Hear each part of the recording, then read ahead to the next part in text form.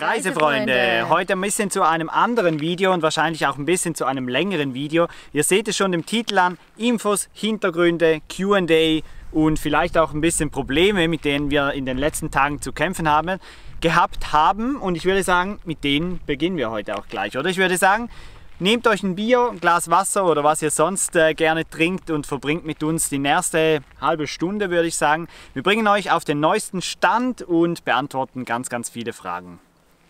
Einerseits die Newsletter-Abonnenten, die wissen ja schon ein bisschen mehr. Wir hatten ein paar technische Probleme die letzte Zeit. Die haben uns auch dazu gezwungen, dass wir eine ganze Woche lang an einem Ort bleiben mussten. Ein paar technische Probleme, das ist ja dann so ein bisschen untertrieben, würde ich mal sagen. Ihr habt ja alle mitbekommen, dass mein Laptop, die Batterie, der Akku kaputt gegangen ist. Viele von euch haben geschrieben, wie man das Ganze lösen könnte. Vielen lieben Dank für das. Ja, in Östersund haben wir dann einen Shop gefunden. In der Touristeninformation haben wir uns halt erkundigt, wo das irgendwo ein Apple Store oder was auch immer da ist. Und die hatten da einen ganz coolen Kontakt zu einer Firma, die ist nicht Apple lizenziert, sondern einfach eine ganz normale Reparaturfirma für Elektronikgeräte.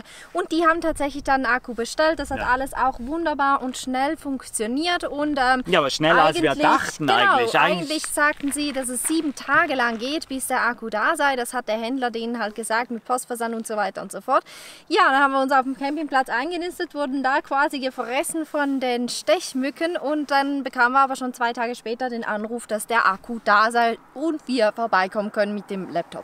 Das hat uns natürlich riesig gefreut. Wir dachten ja schon, yes, jetzt geht die Reise weiter, wir müssen nicht mehr warten und alles ist in trockenen Tüchern. War leider nicht so, denn der Akku, den sie geliefert bekommen haben, der war kaputt. Wir haben den auch mit denen zusammen angeschaut und es war wirklich so, dass der Akku, der war aufgebläht. Also normalerweise ist der ganz flach, der besteht aus mehreren Teilen und ein Teil davon, das war halt einfach total aufgebläht. Und er hat dann gesagt, ja, also sowas möchte er auf keinen Fall verbauen.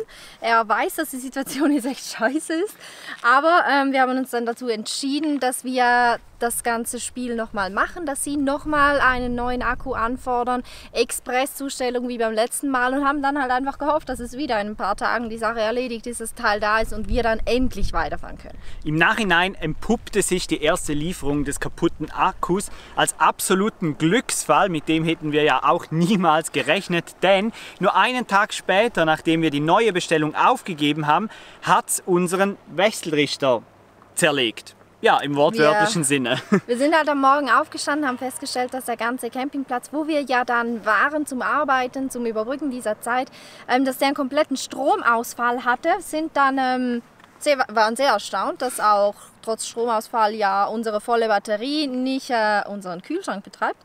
Das war natürlich ein Problem, also sind wir dem Problem auf die Schliche gegangen, wir sind auf die Suche nach dem Problem gegangen, konnten Stück für Stück ausschließen und sind schlussendlich beim Wechselrichter hängen geblieben, dass der nicht mehr macht, was er halt tun sollte. Wir hatten 12 Volt Strom im Auto, aber kein 230 Volt, was der Kühlschrank natürlich braucht, um zu laufen. Bei dieser Analyse hat uns auch Reisefroh, der Sebastian von Reisefroh geholfen, vom Blog Reisefroh. Er hat uns aus dem Iran mit Infos versorgt und hat uns so ein bisschen geholfen. Wir waren natürlich am Boden zerstört, weil wir wussten, jetzt müssen wir noch länger warten. Wo kriegt man so einen Wechselrichter her? Wir haben aber eigentlich recht schnell wieder einen klaren Gedanken gefasst, haben in Schweden den Konrad gefunden, ein Versandhändler sozusagen wie Amazon, und haben da tatsächlich nach einer großen Recherche dann einen Wechselrichter gefunden. Und wir haben gleichzeitig bei Gespräch mit Sebastian auch herausgefunden, dass wir wahrscheinlich sogar schon das Problem gefunden hatten, warum der Akku vom Mac hochgegangen ist. Und zwar ist es so, dass wir zuvor einen Wechselrichter eingebaut hatten mit einer modifizierten Sinuswelle. Das heißt, der macht keine reine Sinuswelle, sondern der gaukelt halt einfach den Geräten sozusagen vor, das sei jetzt eine Sinuswelle. Und das kann der Kühlschrank total gut abhaben, dem macht das gar nichts. Aber bei allen Geräten halt mit Ladegeräten und da ist Apple halt noch ein bisschen anfälliger, wobei ein bisschen anfälliger, wir machen das jetzt 1,5 Jahre lang und jetzt ist der Akku kaputt gegangen, aber ziemlich sicher Wechselrichter war halt das Problem. Also haben wir jetzt natürlich einen Wechselrichter bestellt mit der gleichmäßigen Sinuswelle, mit nicht mit einer, die vorgaukelt, sozusagen eine zu sein. Und ja, wohin bestellen? Das war dann die Frage. Und da kommt natürlich wieder unser unser Glück zugute, denn wir konnten den Wechselrichter tatsächlich in das Geschäft bestellen, wo wir den Laptop zum Reparieren gebracht haben. Ein riesiger Glücksfall. Und der nächste große Glücksfall war dann auch, dass der Akku vom Laptop und der Wechselrichter am gleichen Tag angeliefert wurden.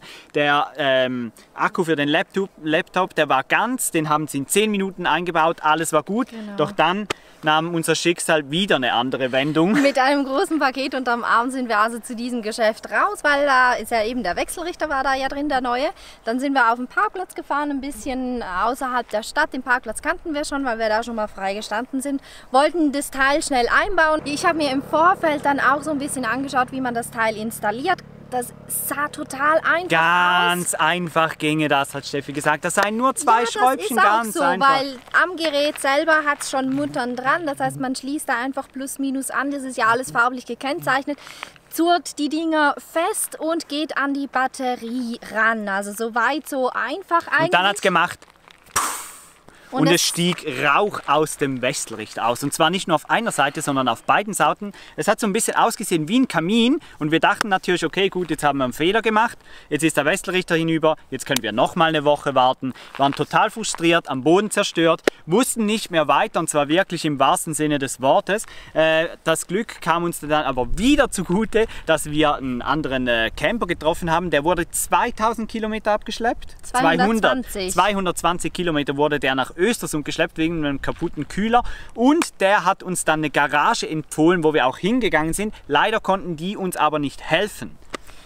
Zuvor muss ich jetzt noch mal schnell erklären, wir haben das Gehäuse natürlich dann aufgeschraubt vom Wechselrichter, weil wir wollten halt wissen, ist da drin jetzt vielleicht einfach eine Sicherung durchgebrannt, weil normalerweise, wenn da irgendwie zu viel Strom drauf kommt, und ihr müsst wissen, ich habe erst den Pluspol angeschlossen, also da war noch gar keine Spannung in dem Sinne drauf, weil der Minuspol, der war noch nicht angeschlossen und ich weiß nicht, warum das Teil gequalmt hat. Also aufgeschraubt, reingeschaut, alle Sicherungen gut, nirgends irgendwas verbrannt, keine Stelle, die jetzt irgendwie speziell gerochen oder ausgesehen hätte, gar nichts. Wieder zusammengeschraubt, zu dem Typen gefahren in der Werkstatt, der hat sich das angeschaut, mit seinem Mechaniker angeschaut. Die kamen dann zum Schluss, ja, sie haben nicht die Geräte, um zu testen, ob der Wechselrichter jetzt noch funktioniert oder nicht. Und ganz ehrlich, hätten sie auch mit dem Wissen jetzt ein bisschen, seien sie hier am Anschlag. Er gab uns dann eine Adresse, also er hat dann gesagt, ja, er würde es einfach noch mal probieren. Dann haben wir so eine kleine Blase entdeckt in einem Kabel, das so ein bisschen aufgegangen ist, aber das war nicht der Hauptgrund. Wir sind dann zur nächsten Garage gefahren, die waren überhaupt nicht kooperativ. Einer war am Mittagessen, dann sind wir zum nächsten, zu einer Elektronikwerkstatt. Die wollten uns auch nicht helfen oder konnten uns nicht helfen, weil alle in den Ferien waren.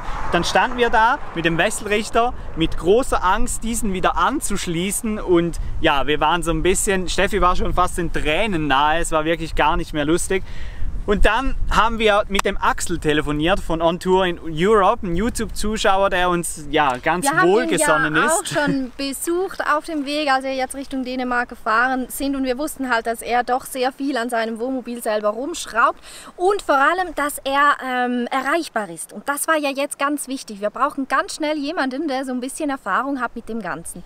Und dann der uns ein bisschen auch die Angst nimmt, weil schlussendlich mussten wir wieder selber versuchen, weil wir hatten niemanden, der uns hilft, und wir trauten uns einfach nicht diese 2 Du hast es gemacht, Kontakte. Oder? Du hast so, es draufgelegt, weil ich habe dann gesagt, ja komm, wenn das Teil kaputt ist, kann eh nicht viel passieren, aber wir schrauben das jetzt nicht an die Batterie an, sondern wir halten es nur dran, dass wenn das Teil wieder anfängt zu qualmen, weil ich musste das vorher wieder abschrauben, als es angefangen hat zu qualmen. Und das wollte ich halt nicht mehr, also haben wir gesagt, gut, er hat sich dann getraut, er hat es hingehalten und dann flogen die Funken.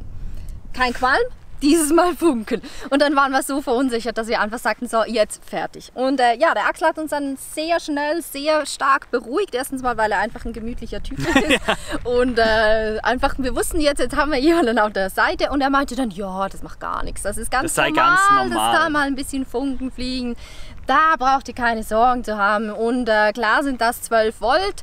Das zieht ordentlich, das weiß Louis auch, aber weil er ist beim Installieren mal abgerutscht. Und dann ist der Engländer verbunden. Festgeklebt, das wisst ihr sicher. Ja, auf jeden Fall haben wir dann sozusagen unsere Henkersmahlzeit eingenommen. Wir haben nochmal Mittag gegessen in aller Ruhe und haben uns dann hingesetzt, uns besonnen auf unseren guten Geister und haben das Teil schlussendlich selber angeschlossen. Unter Funkenflug, aber das war eben kein Problem. Und genau in der Reihenfolge, in der ich das auch zu Anfang gemacht habe, also es war alles korrekt, was ich gemacht habe. Und das Einzige, was wir immer noch nicht wissen, ist, warum das Teil gequalmt hat. Ja, auf jeden Fall sind wir dann weitergefahren, weil dann konnten wir ja endlich fahren. Natürlich immer mit so ein bisschen dem komischen Gewissen, so genauso. Ja, was passiert echt momentan im Heck unseres Autos?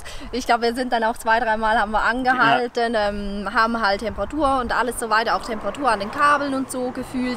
Aber das war alles schlussendlich in Ordnung. Hat alles funktioniert. Wir haben es geschafft. Nochmal ja, große Leistung von uns beiden. Da haben wir wirklich zusammengehalten und haben es dann am Schluss zusammen gelöst. Vielen Dank nochmal an dieser Stelle an Reisefroh, an Axel und an alle. Und wahrscheinlich interessiert ja jetzt alle noch, was ist es denn jetzt für ein Wechselrichter geworden, oder? Genau, jetzt haben wir einen AEG SW 1000, also wiederum einen mit 1000 Watt Leistung, der Spitzen bis 2000 Watt abfedern kann. Und der läuft jetzt einwandfrei. Der ist, wenn er einstellt, ein bisschen laut vielleicht. Das könnte man als Kritikpunkt sagen, aber in der Regel läuft er nicht so lange und vor allem nachts läuft er vielleicht 2 Sekunden mal schnell ein bisschen an und danach ist er wieder ruhig.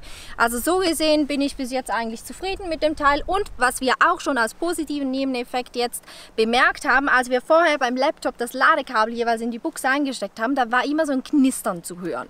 Und Knistern und Strom, ich so, ja.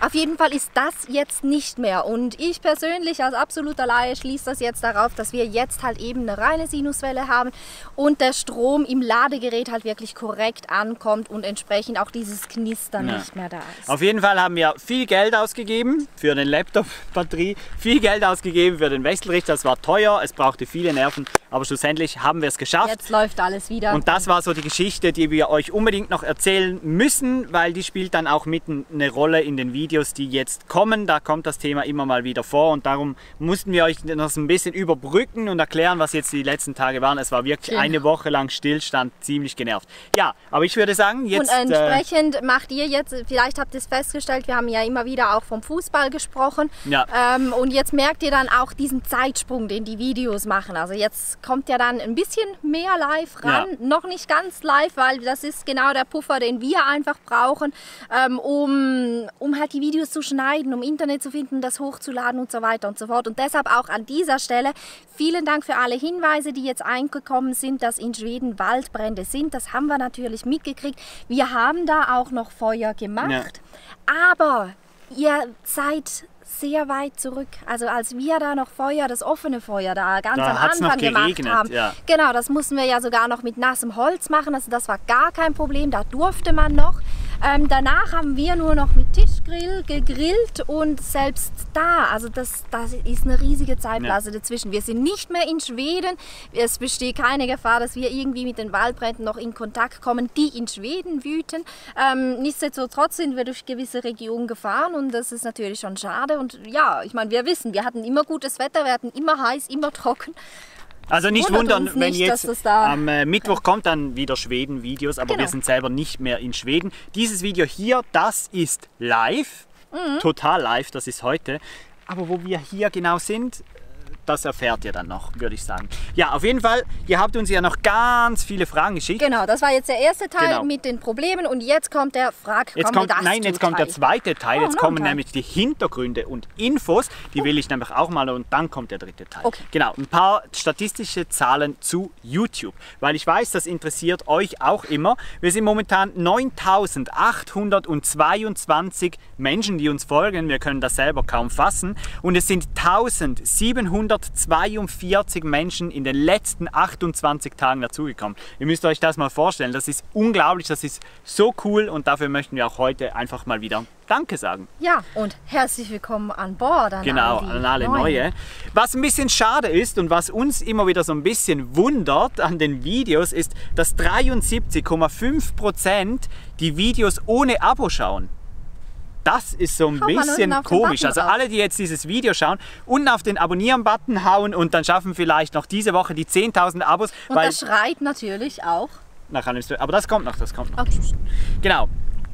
haut auf den Abonnieren-Button, weil 73,5%, das finde ich dann schon ordentlich. Und die letzte Zahl, die wir noch haben, die ist auch noch ganz spannend. Wir haben 78% männliche Zuschauer.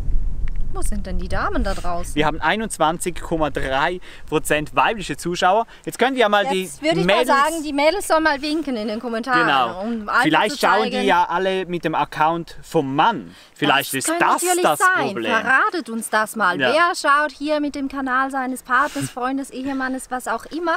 Und ja. Genau, Denk weil mal. der Kanal ist ja für alle offen. Ja, das waren so das war der zweite Teil, das wollte ich euch mal mitteilen. Also unbedingt Kanal abonnieren, wenn ihr das nicht gemacht habt. Und jetzt kommt der Q&A Hashtag.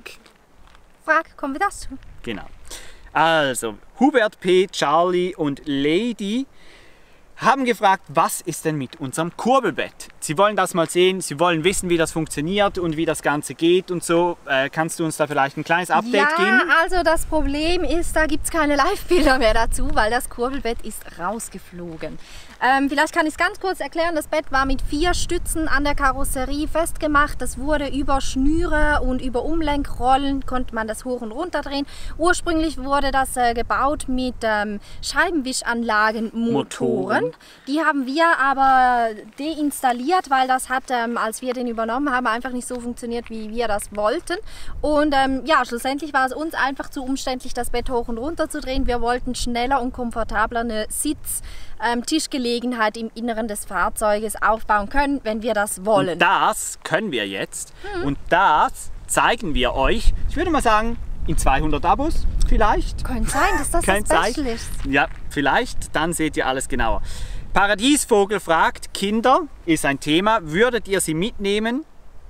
Die andere Frage. Also ich fange mal bei der zweiten Frage an, weil die gefällt mir eigentlich deutlich besser. Ja klar, ich nehme alles mit, was sich irgendwie in mein Leben, was ins Leben hineinkommt. Das kommt auch mit auf Reisen. Ich glaube jetzt auch, dass das Reisen mit Kind, ich möchte jetzt das nicht gleichstellen, aber auch das Reisen mit Hund oder mit was auch immer, das ist alles eine Frage der Organisation. Wenn das die Eltern, die Besitzer oder was auch immer, wenn die das wollen, dann klappt das auch. Und wenn die selber verunsichert sind und denken, geht das wohl, dann geht das nicht. Und ich glaube schon, dass wir das einfach einpacken würden und mitnehmen. Nur möchtest du vielleicht noch sagen, in welcher neuen Facebook-Gruppe dass du bist, wo du jetzt immer so hin und her schaust, was auch eine Möglichkeit wäre mitzunehmen? Katzen im Wohnmobil. Da gibt es eine extra Gruppe auf Facebook, aber das ist ein anderes Thema. Kinder momentan kein Thema, absolut kein Thema, weil ihr seht es, wir haben noch ganz viele Pläne und Ideen und was wir machen Genau, wollen. was jetzt nicht heißt, dass wir keine Kinder wollen oder dass das nie für uns in Frage kommt. Das ist einfach jetzt im Moment für uns, das hat andere Prioritäten im Moment. Aber wir finden Kinder super, sehr, sehr super. Gut, dann Axel fragt, wieso nutzen wir keinen mobilen Router? Das frage ich dich ehrlich gesagt auch, seit er die Frage geschrieben hat, aber wir haben es bis jetzt einfach nie... Dazu. Hast du die Antwort? Ja, gut. Weil wir stecken die Karten ja immer in unsere Handys herein und da haben wir, das Teil haben wir dabei, wenn wir wandern gehen, wenn wir in der Stadt sind, wenn wir zum See gehen, egal wohin, wenn wir zum Einkaufen gehen.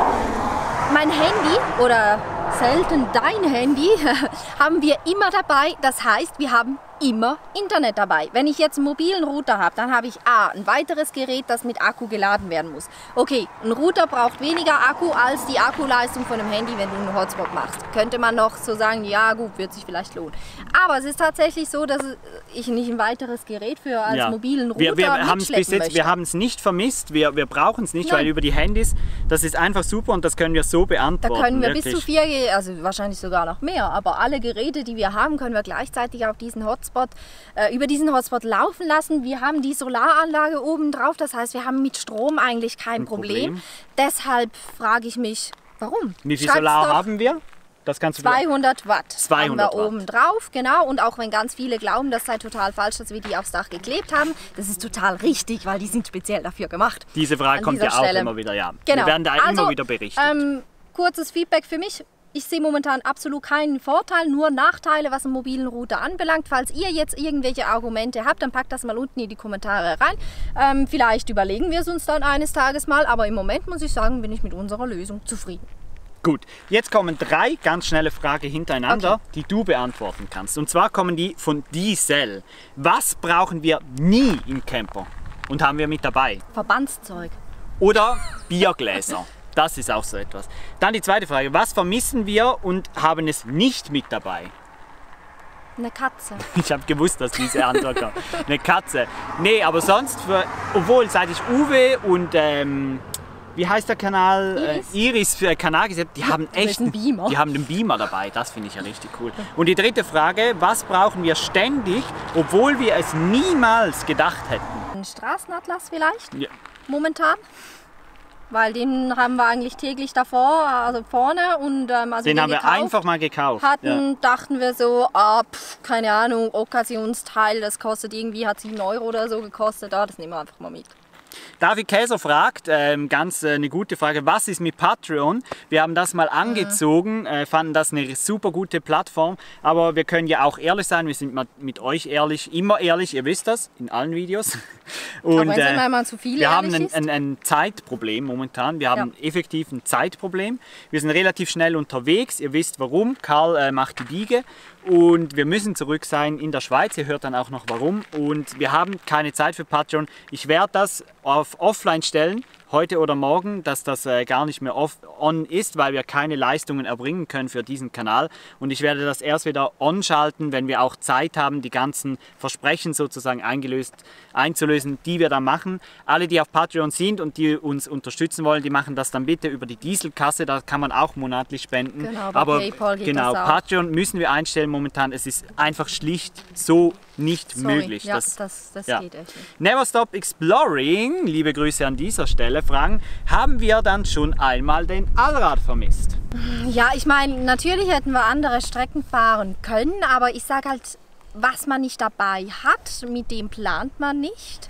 Und entsprechend vermisst, ja, also in Albanien, weil wir halt das Hobo-Team getroffen haben und die uns echt von Offroad-Strecken vorgeschwärmt haben. Da war es mal, ja. Oder vielleicht ab und an, wenn wir auf den Strand gefahren sind, wobei, also die Strände, da haben wir uns ja auch wiederum so informiert, dass die Strände, wo wir drauf gefahren sind, das ging. Außer halt das eine Mal, wo es so gestürmt hat, aber selbst da, also wir konnten uns da ja problemlos selbst befreien aus dem Sand. Ja, also abschließend ist eigentlich zu sagen, hätten wir es, würden wir es nutzen, haben wir es nicht, vermissen wir es nicht. Ist eigentlich ganz einfach. Da sitzt noch wer auf der Linse.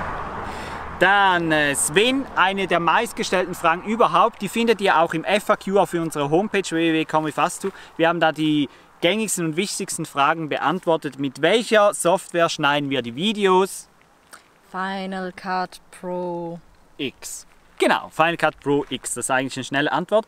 Dann Wolfgang K., unser Abo-Wächter, ganz wichtig, möchte wissen, wie war die größte Weite mit unserem Bienchen, also mit der Drohne, und was war die höchste Höhe mit unserer Drohne, die wir geflogen sind. Die größte Weite weit weg, das waren 1,3 Kilometer und wir sind schon 223 Meter hoch geflogen. Jetzt denken alle die eine Mavic Pro haben, jetzt ist ja gar nichts. Das ist auch so. Die Spark, die hat nicht so eine Reichweite wie andere Drohnen. Die hat auch gar nicht so eine Akkulaufzeit, dass du die jetzt 7 Kilometer weit wegschicken könntest, weil die wird dir irgendwo zwischenlanden, weil sie keinen Strom hat. Es fragen immer wieder Leute, ob wir zufrieden sind mit dieser Drohne. Wenn ihr mal ein Drohnen-Spezialvideo wollt, dann unten in die Kommentare schreiben, dann machen wir mal noch ein extra Video. Wir sind grundsätzlich eigentlich nicht zufrieden mit der Drohne. Sie macht schöne Bilder, sie kommt halt einfach nicht so weit weg.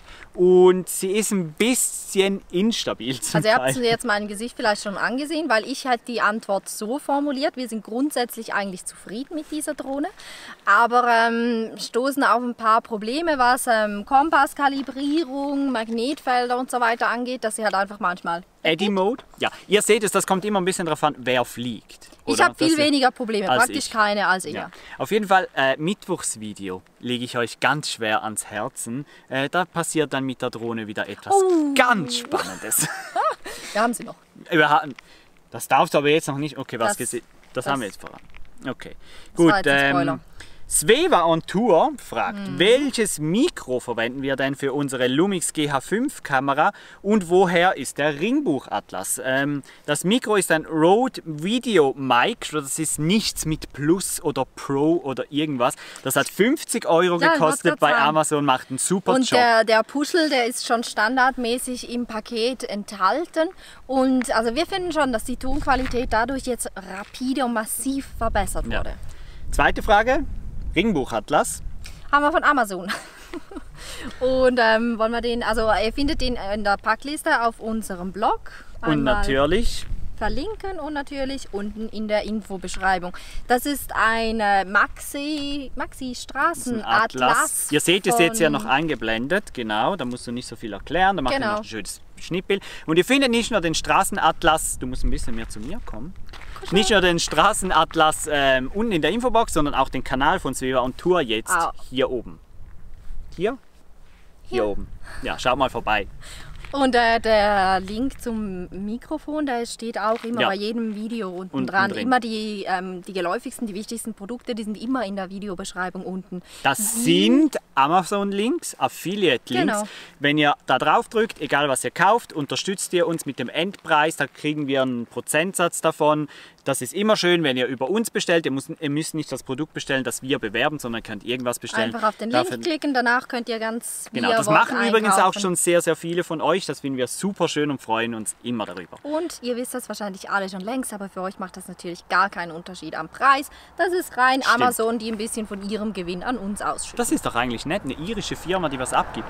Ja, auf jeden Fall mehrfach, und zwar wirklich mehrfach gefragt, was um alles in der Welt sollen diese Sticker auf unserem Auto. Und ich würde sagen, für das bewegen wir uns mal schnell dahin und du erklärst, worum es da genau geht, oder? Okay. Tada! Unsere Sponsorenwand. Wir fangen am besten ganz oben an, weil Autosolar, der klebt natürlich ganz oben, weil das Sponsoring auch auf dem Dach ist. Von Autosolar dürfen wir eine Solaranlage testen und nutzen, die auf dem Dach. Dazu gibt es ja auch ein Video, wie wir die installiert haben. Das findet ihr hier oben. Und von Autosolar profitieren nicht nur wir, sondern auch ihr, weil da gibt es ja noch diesen Rabattcode. Den habt ihr wahrscheinlich schon irgendwo im Kopf. Mit Solar ist geil, so heißt der Rabattcode, habt ihr dort auch nochmal 5% Rabatt auf das komplette Sortiment. Und auch wenn Sie 5% vielleicht nicht nach besonders viel anhören, da sind ja große Beträge im Spiel. .ch ist eine Schweizer Firma und ja, schau mal vorbei, gerne. Dann haben wir hier die BRK News. Das ist einer der neueren Sponsoren, die hier drauf sind.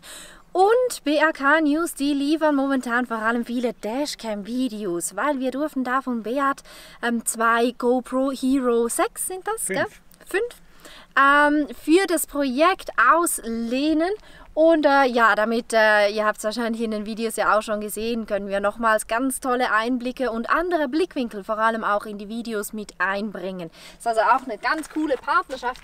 Dann als allererstes und von Anfang an dabei und wahrscheinlich auch von den Werbungen hier oder von den Sponsoren hier am Auto, das auffälligste ist die Allianz. Und zwar die Generalagentur Erich Mate, das ist die Filiale in Frauenfeld. Und wer unsere Thurgau-Videos gesehen hat, der weiß, Frauenfeld ist die Kantonshauptstadt vom Thurgau und somit von unserer Heimat. Hier haben wir ein klassisches Werbesponsoring. Er hat von Anfang an, also Erich Mate hat uns von Anfang an unterstützt finanziell mit einem Sponsoring und im Gegenzug dazu die Werbung hier auf dem Auto.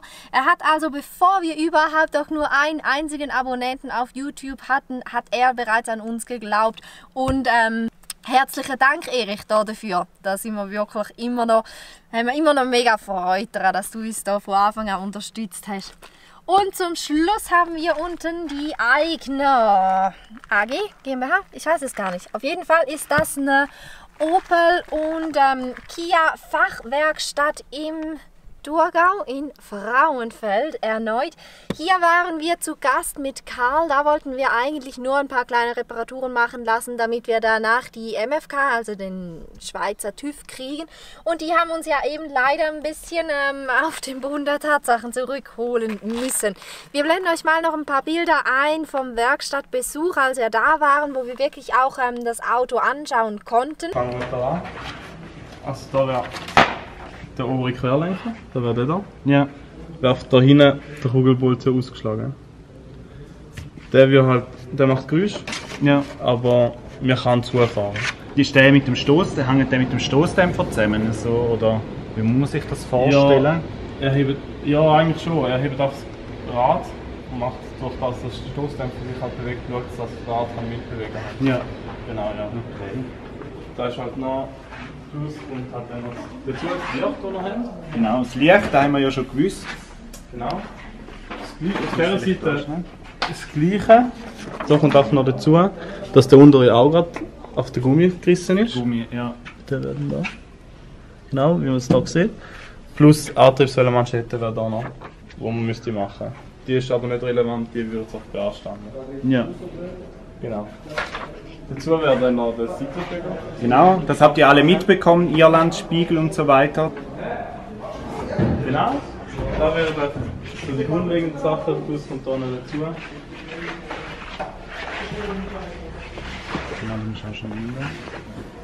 Dass da halt der Dämpfer, also der Ausschlagspuffer fällt für den Takt. Genau. Da wäre so Das müsste die so mechanische- aussehen wie genau. dort, da, der fällt. Da wäre so die Der steht mechanischen Sachen. Und dann haben wir noch ein riesen Rostproblem überall. Genau. Ein bisschen. Genau, das kann ich euch schon schnell zeigen. Das war jetzt aber noch lange nicht alles. Das größere Problem ist eigentlich der Rost, der noch dazu kommt. Wir haben einerseits hier echt viel Rost, der sich schon komplett durchfrisst, also da kann man wirklich dazwischen fassen. Dann haben wir hier, ich denke, das könnt ihr alle sehen, das ist kein Thema, das muss ich auch nicht erklären, das ist eine Katastrophe. Hier würde normalerweise das Auto aufgebockt werden. Genau. Das ist jetzt da hinten aufgebockt, aber normalerweise wäre das hier. Und das Genau. ist beidseitig. Das ist beidseitig ein Problem, das ist wirklich ganz, ganz schlimm. Und auf der anderen Seite, das haben wir noch vergessen,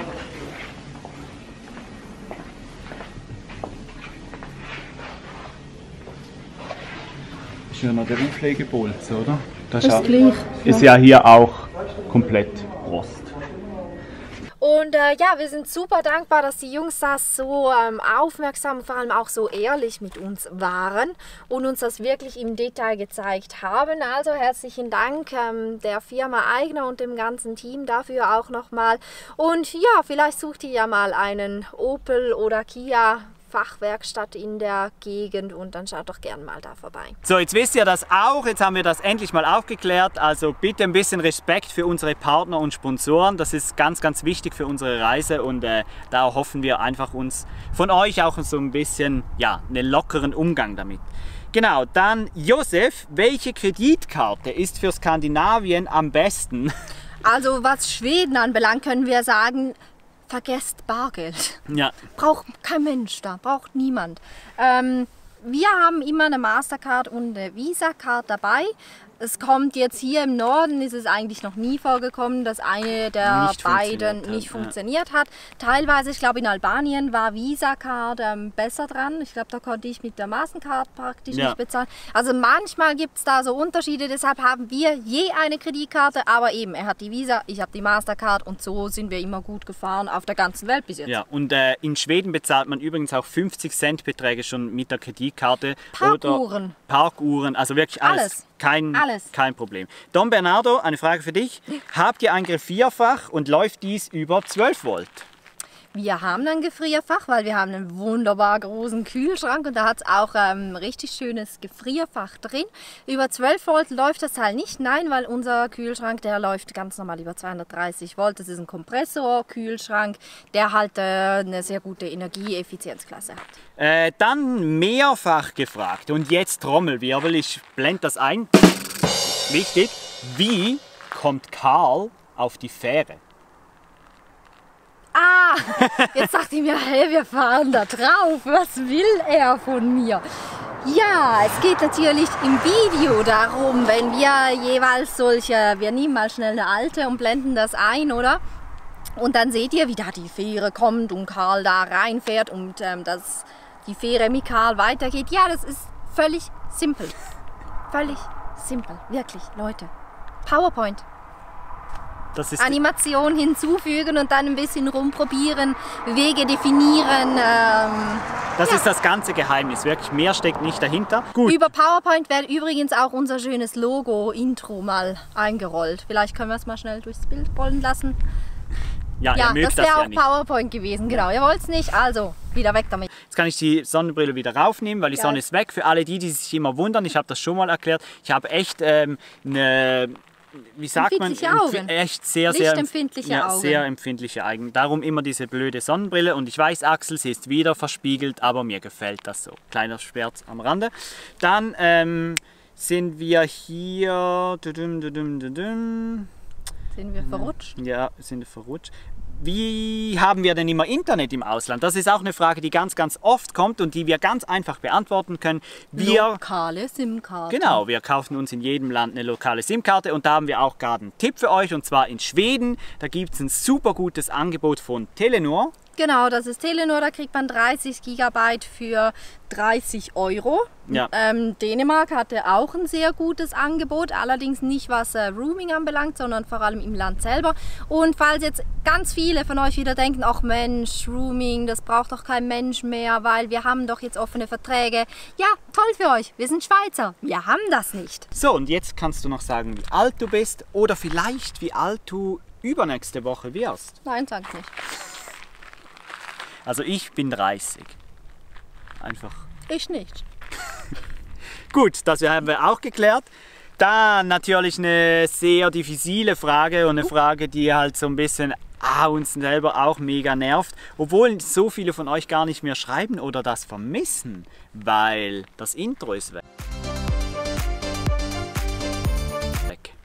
Ja, und das ist eine Vorsichtsmaßnahme, nicht weil wir was falsch gemacht hätten, sondern weil der Interpret der Musik von unserem Intro seine Rechte nach 2 Jahren zurückgezogen hat und das rückwirkend. Es ist ein riesen Durcheinander und es weiß auch niemand wirklich, wie es dann schlussendlich ist. Also ich möchte nicht ausschließen, dass das Intro irgendwann vielleicht sogar wieder kommt, aber momentan ist die Lage einfach so undurchsichtig und wir möchten einfach nicht, dass wir Videos verlieren. Und darum ist für uns ganz klar, dass wir einfach keine Videos mehr mit diesem Intro bringen. Das betrifft halt tatsächlich eines der Lieder von diesem Interpreten, wir haben da Fliegen, ist die Intro-Musik.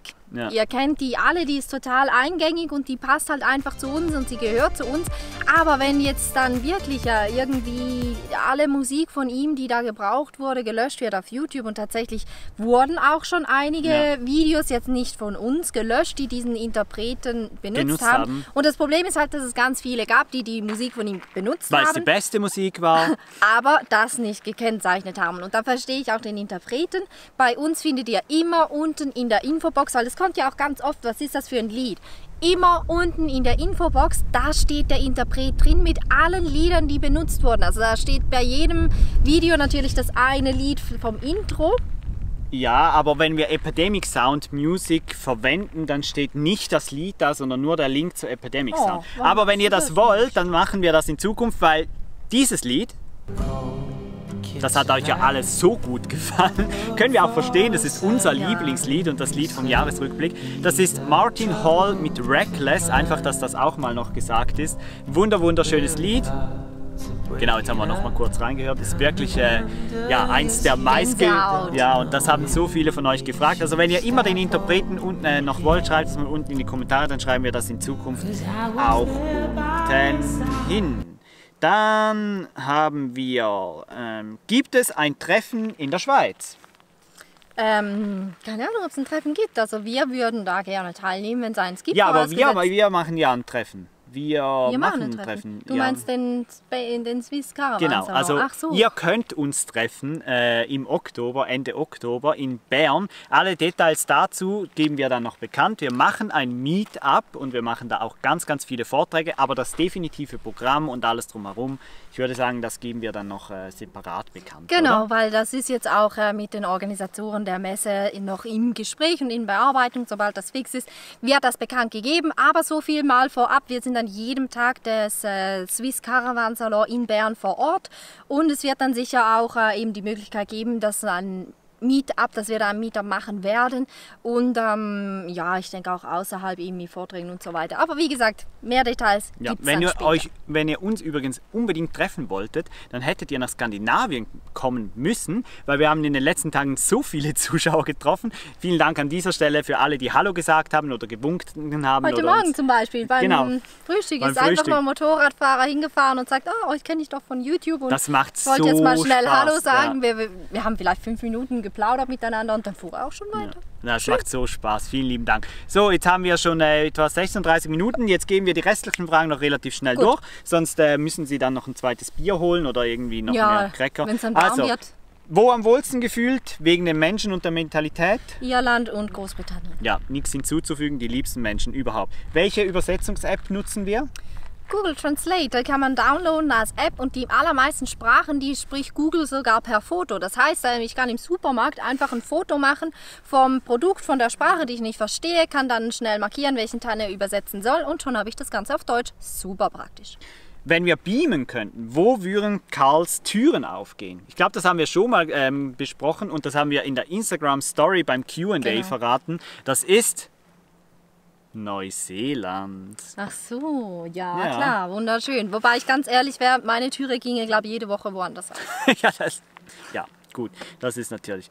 Genau, dann, was machen wir bei 10.000 Abos? Diese Frage ist ja auch immer wieder gekommen. Haben wir so am Rande vorhin schon genau, mal wir wollen das nicht beantwortet. klar bekannt geben, aber vielleicht könnt ihr euch noch an den Anfang erinnern. Also abonnieren, unbedingt abonnieren. Das rutscht immer wieder hoch auf diesem blöden Telefon. Genau. Gut, das war's mit dem Q&A. Das waren genug Fragen. Wenn ihr noch mehr Fragen habt, dann schreibt sie unten in die Kommentare. Hashtag FragComViDasTu immer hinschreiben, dass wir die Fragen auch finden. Genau. Es hat super Spaß gemacht mit euch heute. Wir konnten euch ein bisschen auf den neuesten Stand bringen. Endlich mal ein bisschen Fragen beantworten, die ihr hattet. Wir hoffen, ihr habt einen kleinen Überblick bekommen. Und ja, wir freuen uns einfach mega, dass ihr alle dabei seid, dass wir schon so viele sind und dass wir bald schon 10.000 sind. Ich meine, das hätten wir uns nie gedacht, nie gedacht. Da hat es ganz viele Kritiker gegeben, die uns das nie zugetraut hätten und denen haben wir es, würde ich jetzt sagen, so richtig gezeigt. Ja, jetzt noch... Eine Frage habe ich noch zum Abschluss. Oh.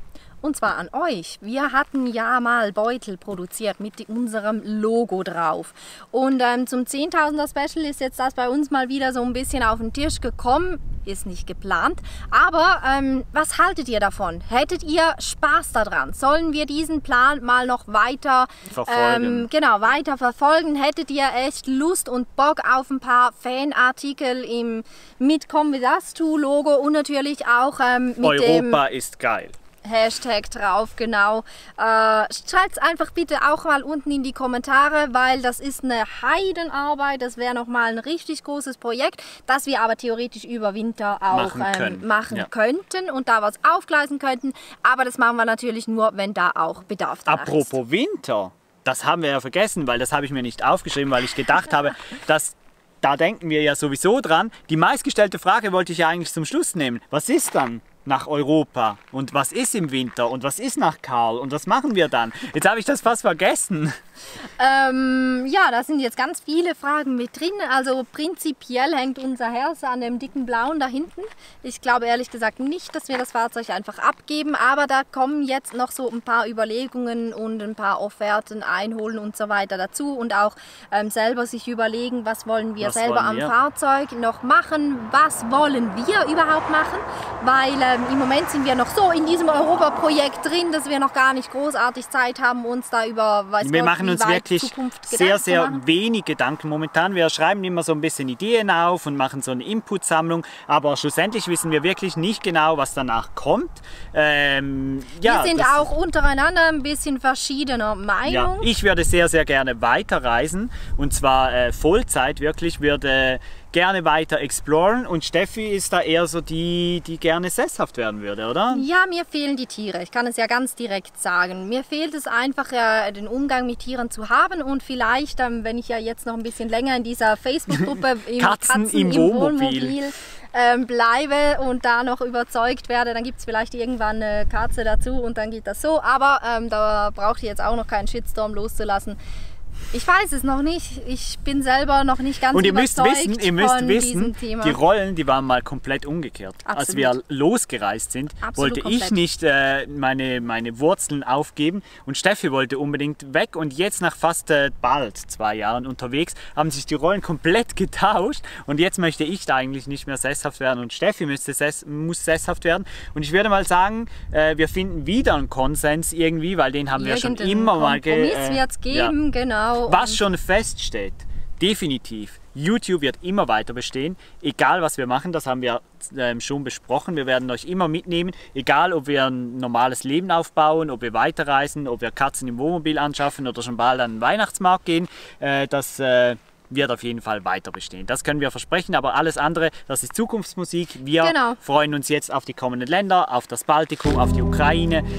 Vielleicht gehen wir ja nochmal nach Rumänien. Wer weiß das? Ja, auf jeden Fall, wenn euch das Video gefallen hat, gebt uns gerne einen Daumen nach oben. Kanal abonnieren, ihr wisst es, alle die nicht abonniert haben, jetzt den Kanal abonnieren. Wir sehen uns am Mittwoch wieder und unbedingt das Video bis ganz zum Schluss schauen.